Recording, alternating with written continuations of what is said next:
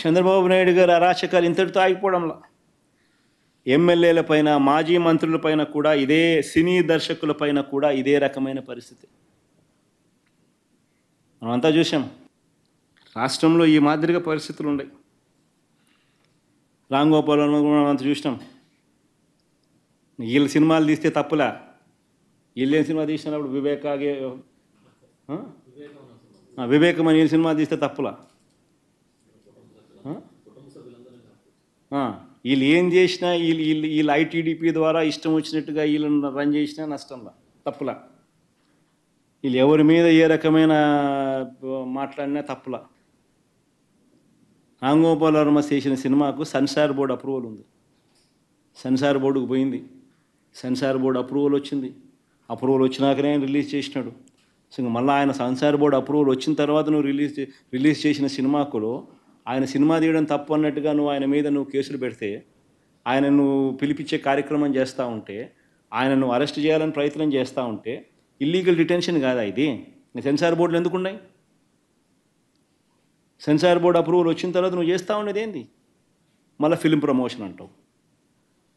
నీకు నచ్చిన వాళ్ళని మాత్రం ప్రమోట్ చేస్తే ఫిలిం ప్రమోషన్, మిగతా వాడు ఎవడైనా కానీ నీకు వ్యతిరేకంగా సినిమా తీసినా, ఏమాత్రం వ్యతిరేకత ఉన్నా కేసులు పెట్టడం, అరెస్టులు చేయాలని ప్రయత్నం చేయడం, ఇది రాష్ట్రంలో జరుగుతూ ఉన్న పరిస్థితి. అంటే మా వాళ్ళు ఎక్కడ పొరపాటున బూతు మాట్లాడితే మమ్మల్ని గొంతు నొక్కేస్తారా, జైల్లో పెట్టేస్తారా, నెల తరబడి తిప్పేస్తారా? మీకు ప్రత్యేకమైన చట్టం ఉందా? నాకు తెలియక అడుగుతున్నా.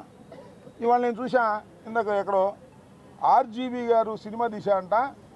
దానిలో మన ఆయన పేరు ఏంటండి, చంద్రబాబు నాయుడు గారి అబ్బాయి లోకేష్ ఏదో వ్యంగ్యంగా పెట్టారంట, పప్పను గిప్పను.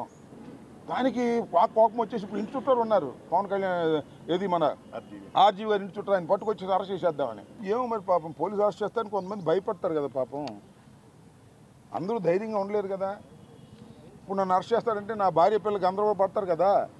అట్లా ఏదన్నా బెదిరించాక ఇదంతా కూడా ఏంటి, మేము అరెస్ట్ చేస్తాం మీరు పోస్టింగ్లు పెట్టొద్దు, మేము అరెస్ట్ చేస్తాం మీరు మీడియాలో మాట్లాడొద్దు, మేము అరెస్ట్ చేస్తాం లోపలేస్తాం మీరు జై తెలుగుదేశం అనండి, వైఎస్ఆర్ కాంగ్రెస్ పార్టీకి రాజీనామా చేయండి. ఇదే కదా.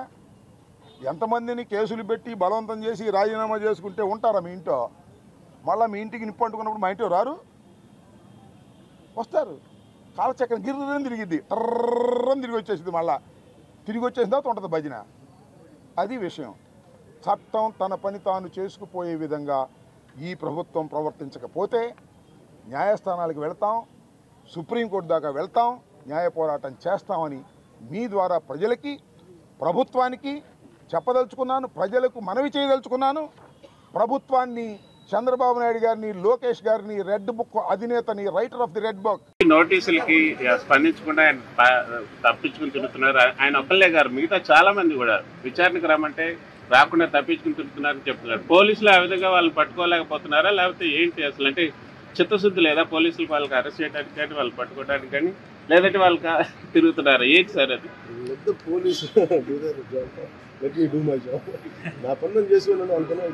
అట్లా కదా, గత గవర్నమెంట్ లో అయితే ఎక్కడున్నా కూడా పట్టుకొని వచ్చేవాళ్ళు, ఇక్కడ మాత్రం పోలీసులే వాళ్ళు చెప్తున్నారు వాళ్ళు తప్పించుకున్న సందర్భాలు ఇలా అనిపించట్లేదు. ఇప్పుడు చంద్రబాబు గారి మీద నందిగామలో దాడి చేసిన వాడు సింపుల్ గా కోర్టుకు వెళ్ళి వచ్చి బయటకు వచ్చేసామని చెప్పి కాలర్ ఎగరేసుకునేటువంటి పరిస్థితి కనిపిస్తాం. ఎక్కడ లోపం ఎక్కడుంది?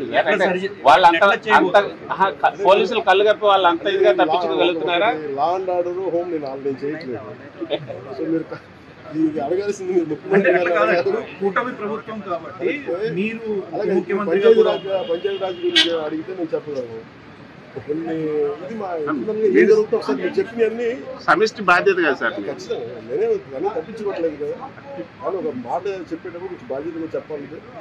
సో మీరు మా మీడియా మిత్రులు అడిగారు ఢిల్లీలో, ఇవన్నీ నేను మా ముఖ్యమంత్రి గారి దృష్టికి, హోంమంత్రి గారి దృష్టికి తీసుకెళ్తాను.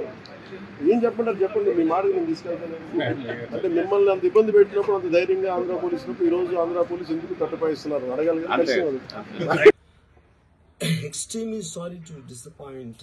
అంటే ఇప్పుడు ఉనికిపోతున్నాను, మంచం కింద కూర్చొని ఏడుస్తున్నాను అని అందరూ what ever the media speculating. వాళ్ళందరికీ చిన్న డిసప్పాయింట్మెంట్గా ఉండొచ్చు వీడియో. ఇక్కడ పాయింట్ ఏంటంటే I just want explain the whole concept. ఇప్పుడు నేను ఆల్మోస్ట్ ఒక 1 year బ్యాక్ ఏదో ట్వీట్స్ పెట్టాను అనే ఎలిగేషన్.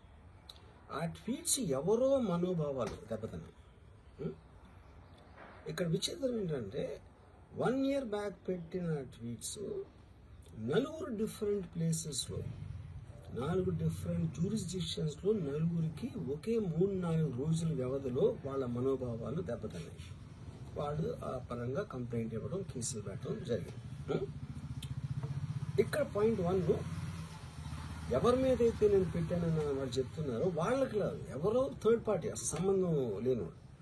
సో ఆ కాంటెక్స్ట్లో అసలు ఈ కేసు ఎలాగా, ఈ సెక్షన్స్ ఎలా వర్తిస్తాయి అనేది అప్పుడు ఆబ్వియస్గా నాకు వచ్చే అనుమానం కానీ, నాకు కానీ నా మనుషులు కానీ, ఇది ఒక పర్సిక్యూషన్ చేయటానికి ఒక పద్ధతి ప్రకారం ఉన్న ఎలవబుల్ లాస్ని వాడుతున్నారా, లేకపోతే ఇప్పుడు వరల్డ్ ఓవర్ ఒక ఫినామినా ఏం జరుగుతుందంటే పొలిటికల్ పార్టీస్ వాళ్ళు they are weaponizing the systems of the police. అది అమెరికాలో జరుగుతుంది, యూరోప్లో జరుగుతుంది, ఇక్కడ కూడా జరుగుతుంది. అప్పుడు నేను ఏ ఒక్క వ్యక్తిని, ఒక పోలీస్ ఆఫీసర్ని కానీ, ఒక పొలిటికల్ పర్సన్ కానీ నేను బ్లేమ్ చేయట్లేదు.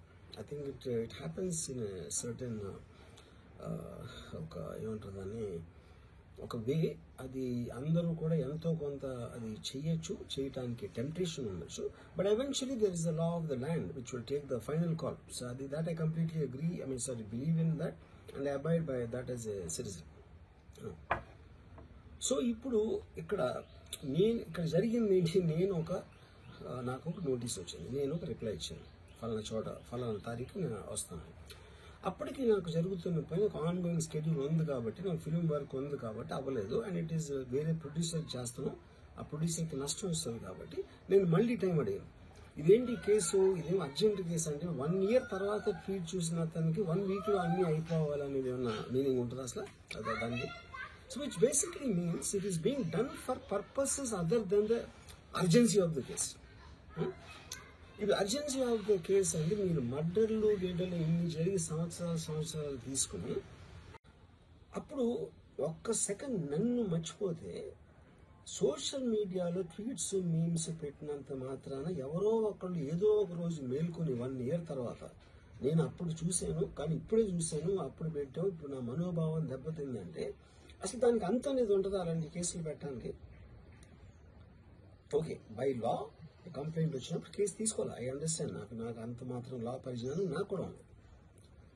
కానీ అది మీరు సీరియస్ గా తీసుకుంటే, ఒక యూనిఫామ్ డిస్పారిటీ లేకుండా, డిస్క్రిమినేషన్ లేకుండా మీరు అందరినీ సీరియస్ గా తీసుకుంటే అంటే మొత్తం సోషల్ మీడియా మొత్తం జైల్లో ఉంటుంది, అట్లీస్ట్ 80 to 90%. ఎందుకంటే సోషల్ మీడియాకి వచ్చేదే దానికోసం, ఎవరైనా సరే వచ్చేది ఫైనల్ గా.